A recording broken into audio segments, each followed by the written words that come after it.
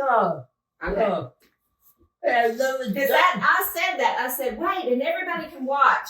And Bobby said, I think it's better if we just talk one-on-one. He said it's better, and he's the expert. He said it's better if you talk one-on-one. I've never done this before, so I'm at your mercy. I get to show you some of his interviews.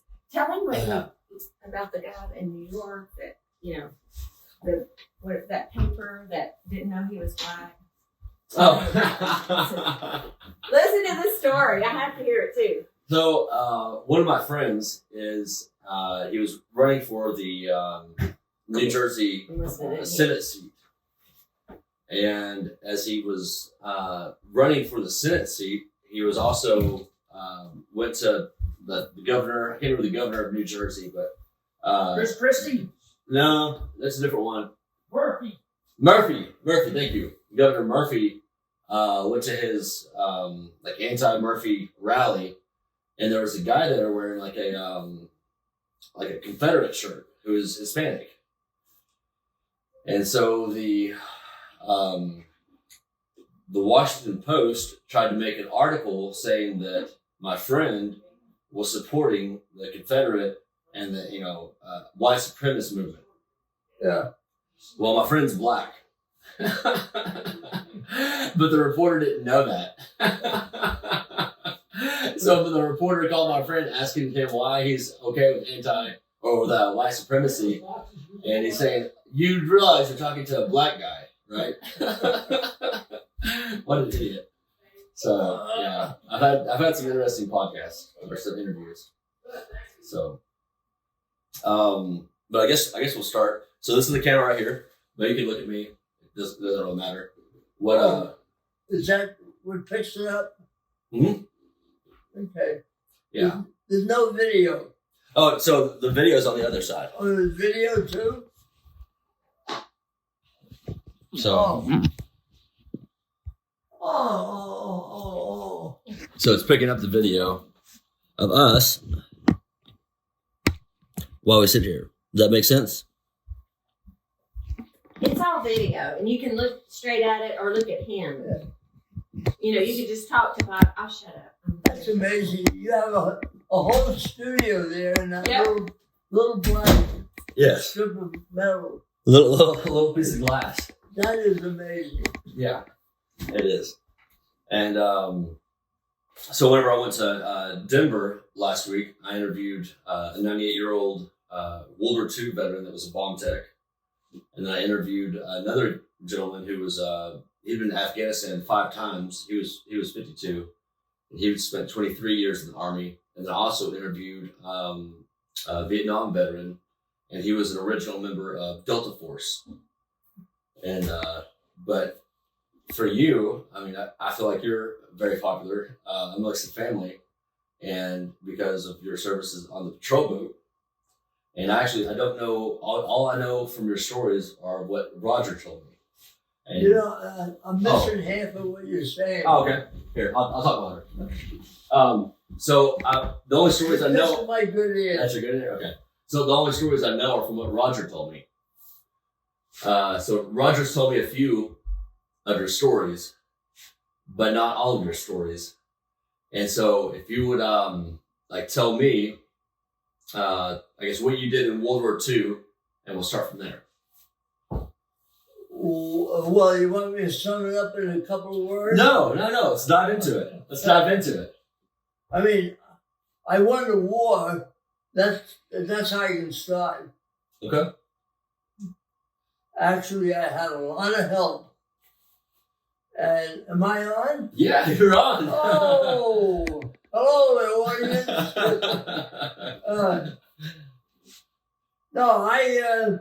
I went into the Navy as a very young boy, as 19, and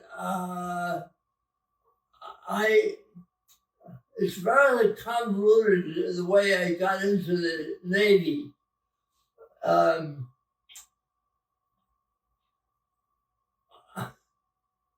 I got kicked out of high school the last term for having a fight with this gang that came up to the high school, and they tried to take away our ice cream that we had just bought.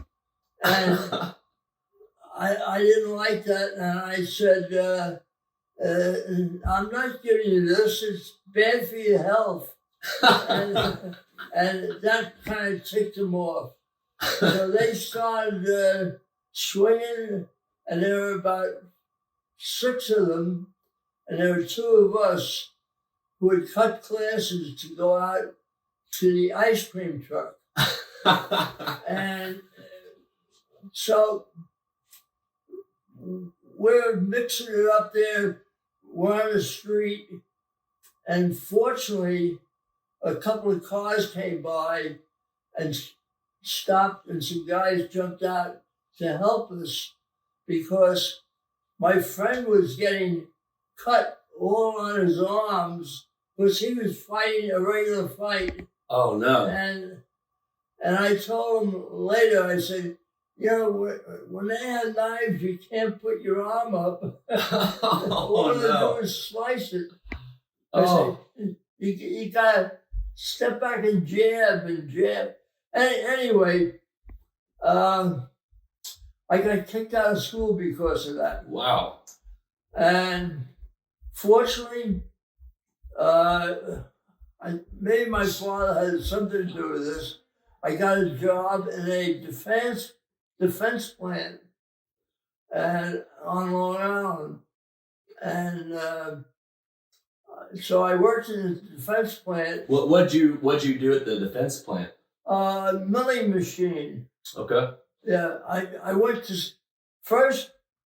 When I went there, they sent me to school, to a milling machine school, and then they brought me in as a trainee, and then they eventually let me start using my own machine to mill parts, bomb parts. It was a Sperry gyroscope. Okay. Sperry. About what year is this? Oh, the war started in 1941. It was just before 1942. Okay. That I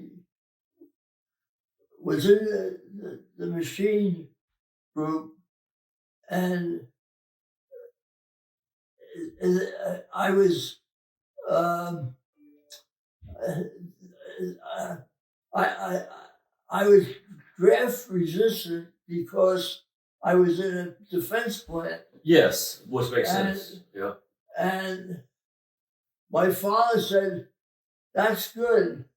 And I said, "No, that's bad. I want to go in the Navy and fight the war." He says, "No, you go build gyroscopes." And I did that for maybe 6 months. And finally, I said, I'm missing all the excitement and the war. I'm missing the war. So I went down and signed up for the Navy, and that was it. They sent me to Bainbridge, Maryland. Boy, how these things are coming back to me. Bainbridge, Maryland. Okay. Was a boot camp, and it had just opened. And we're looking at probably like in Maryland. Summer. Yeah. Summer of 1942. Yeah. Okay. And I was sent to this boot camp, and I spent 3 months, 4 months, and I got out, and they thought for some reason I was mechanically inclined, so they made me a diesel mechanic. Oh, wow. 3rd class. or no class, just diesel mechanic. And then they sent me looking for my ship, the 563. Yeah. PC 563. Hey, wear it? Yeah, I like it. Okay. And so I ended up chasing this ship for 6 months. I couldn't catch up to it. I was in New York, and they said your PC 563 is down in Key West. Okay. So I said, so they said, here's your railroad trip. Get on a train and go to Key West. And I'll never forget it because I had my winter blues on when I went.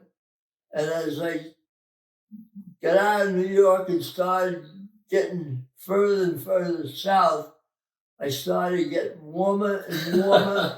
And I said, I don't think this is a uniform. I think I need one of those white sailor uniforms. So I got to Key West, and they said, you just missed it. The 563 went to Cuba to escort some merchant marine ships that had been wounded and, torpedoed and were very slow.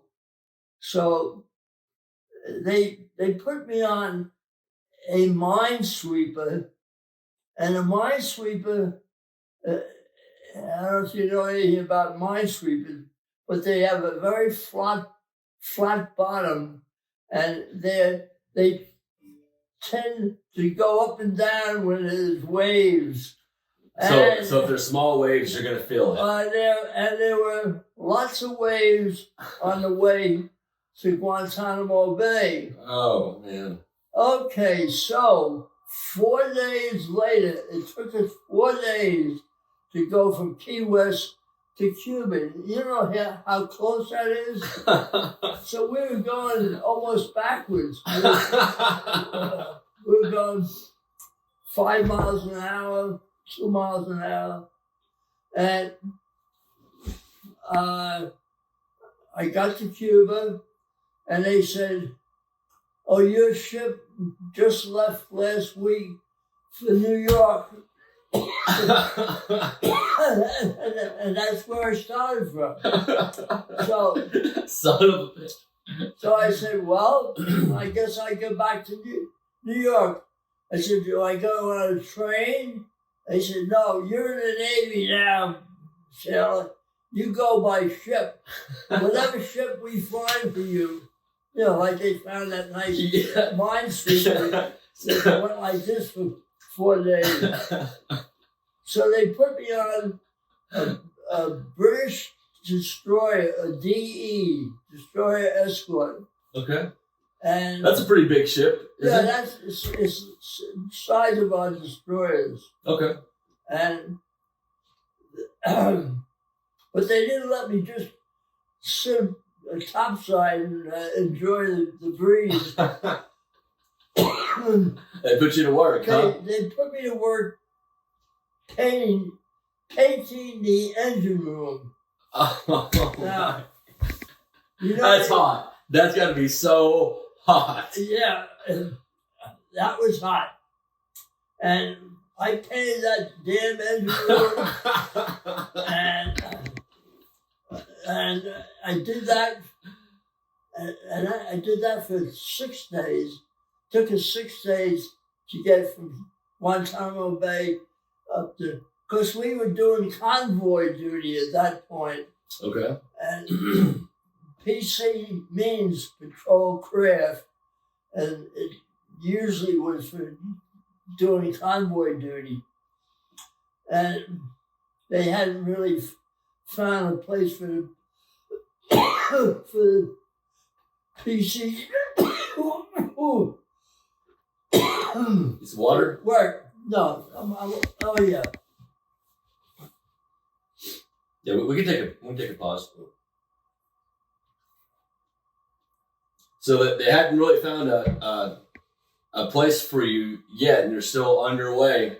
I'm still under nobody's command. I'm all by myself, but I have orders, travel orders, and it tells me I have to go to Staten Island to pick up the PC 563. The Staten Island is just over the bridge in New York, and I got up to New York.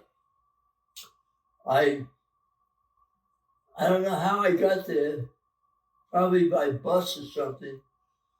And there I finally find my PC 563. Now, if you had waited around there for a little bit, Exactly, that's what I said. I said, boy, this Navy is really fucked up. Is this the way it's going to be throughout my whole career? Yeah, I can't even find your damn boat. Yeah, I mean, they can't even get me on board a ship. How do they expect me to win a war? So I get on a ship, and they have us on like convoy duty up in the submarine base up in Connecticut. Anyway, Okay. We parked in this next to the submarine base, and we would go out and circle with convoys every so often. And then I remember one day one of our planes went down into the cold Atlantic.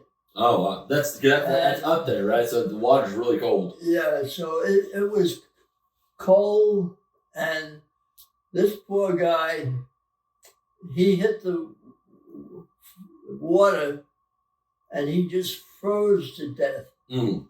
And I can still remember we picked up the body, and we put it on one of the dining room tables where we eat. That's where we lay the body.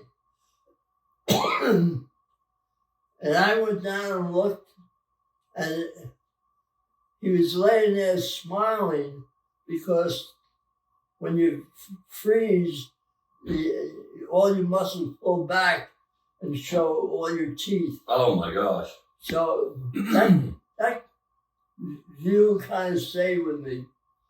And anyway, then they had me on convoy duty for maybe 6 months. Can I ask about the airman real fast? The man you picked up.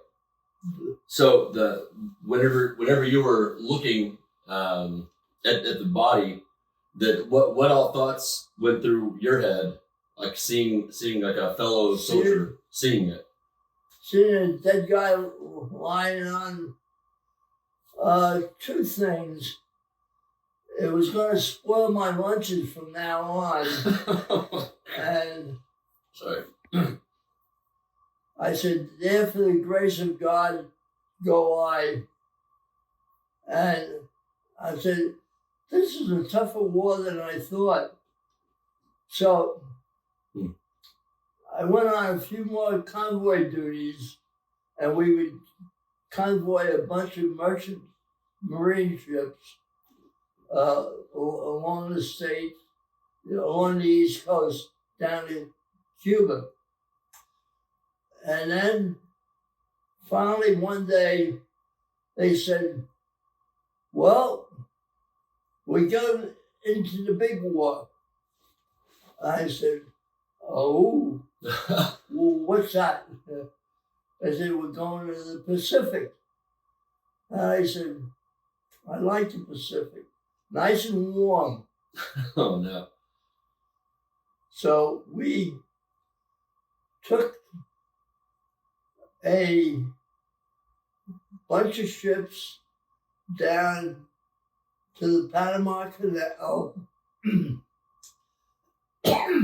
We went through the Panama Canal. Did you get a chance to stop and visit the Panama Yes. Canal? On both Coca-Cola on one and Coca Crispy on the other. Whatever the big towns on both ends, I visited. I was Okay. fortunate to have the my duty roster was I was off at the moment. Oh, good. Now, the best part of going through the canal, Panama Canal, was it I was off duty for the whole 4 hours it took us to get through the canal. And I climbed up on one of our masts, and that would just put me about level with the surrounding country, because we would be way down here. Right. My mast would be way up here. So I had a fantastic view of the canal for 4 hours. Did you just stay up there and watch? Yeah. That's awesome. Yeah. I had a couple other guys came up. The officers came out once in a while and would look up and they'd say, "Hey, Barney, why don't you come down from that mast?" And I said, "I'm off duty right now, Lieutenant. Why can't I stay up here?" He said, "All right, okay." So the officers were very nice. Good. And good officers. Anyway, we got onto the Pacific side of the canal, and then we stopped at a little town called Manzanillo. Manzanillo. I'm pretty sure that's the name. Okay. And we went. The whole ship was allowed to go ashore, and everybody headed for the liquor stores. But you couldn't bring the liquor back on the ship, so everybody's hiding their liquor, and they're being searched as they came back on, and they lose a lot of liquor. And they didn't throw it overboard. I think the officers took it and hid it in their stateroom to be sampled someday. Yeah, to be sampled, right? Yeah. So anyway, then we ended up in San Diego. That was the final stop, and the ship went in for some refitting, and then we went from there to Pearl Harbor. How long? Do you remember how long of a trip that was from San Diego to Pearl Harbor? I'm kind of winging it at the moment. Okay. I imagine it was a couple months, or maybe a month. Well, at least a couple of weeks, I would think. it was a couple of weeks. Okay. And yeah, couple of weeks. And then I got to Pearl Harbor, and here's where my life changed. They sent me to a airplane recognition school.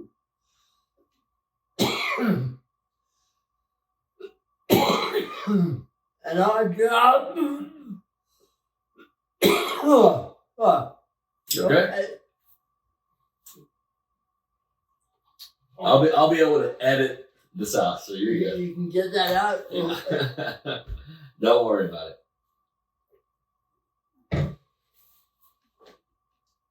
Am I doing okay so far? You're doing great, Pops. You're doing great. I mean, should I go faster or slower? Perfect. You're perfect. Okay. So we get to Pearl Harbor, and they sent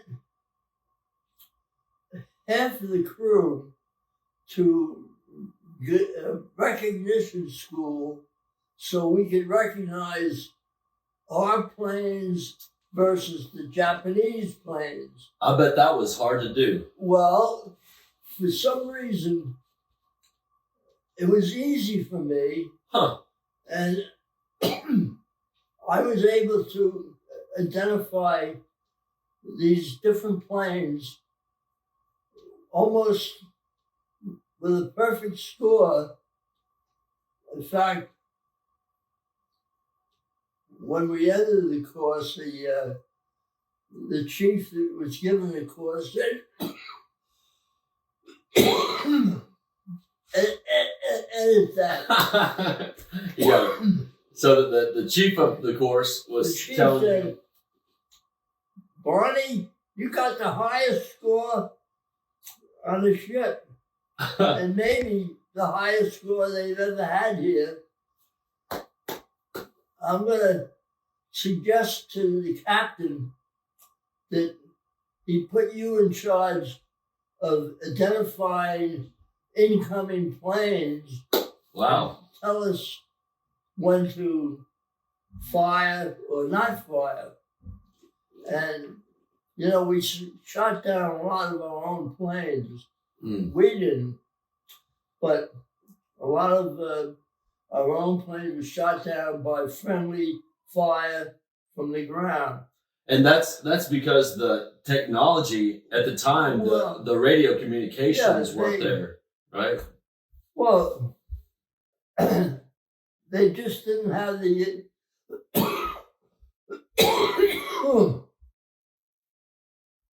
they didn't have the ability Okay. to identify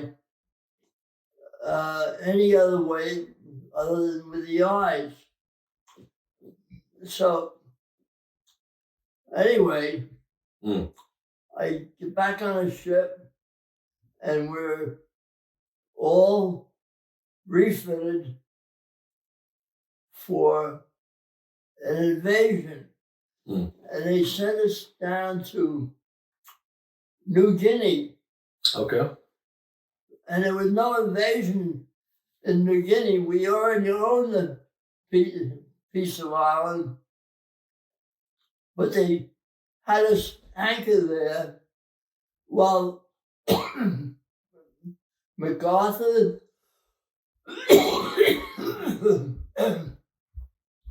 was assembling his fleet for the invasion of the Philippines. Okay. MacArthur said, I will return. And by God, he did return with a lot of friends. A lot of firepower. A lot of firepower. And we were part of that firepower. And we went back, and after we were all re-outfitted, I had to tell you a funny story about when we were in New Guinea. We were there for a couple of weeks, and we went to a movies that they held on a big transport. And we're tied up to this big transport. And we're sitting there through the movies, and this guy that's stationed on the transport says, "Are you from that little boat down there, Taylor?" I said, yeah. He said, "Which one of our transports carried you over?" I said, "Nobody, we came on our own steam." He said, "You sail that little thing in the ocean?" It was 195 feet long, which is pretty small for a seagoing vessel. And anyway, from the islands, almost done. No, I was asking Patty to turn the music down. Oh.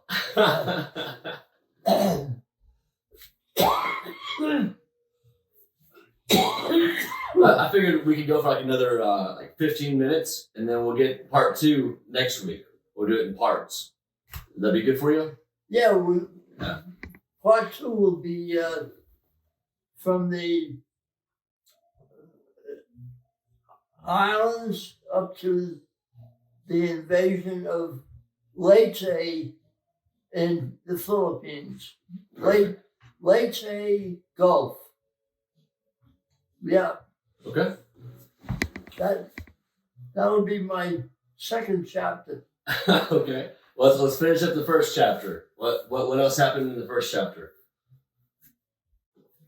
So the first chapter, all right. I kind of gave it to you. Okay, we're good? Yeah, that was it. Okay. The first chapter was preparing for the second chapter. Because it gets very intense. It's how they did it. Yeah. The Navy had certain steps, and you had to go through all their steps.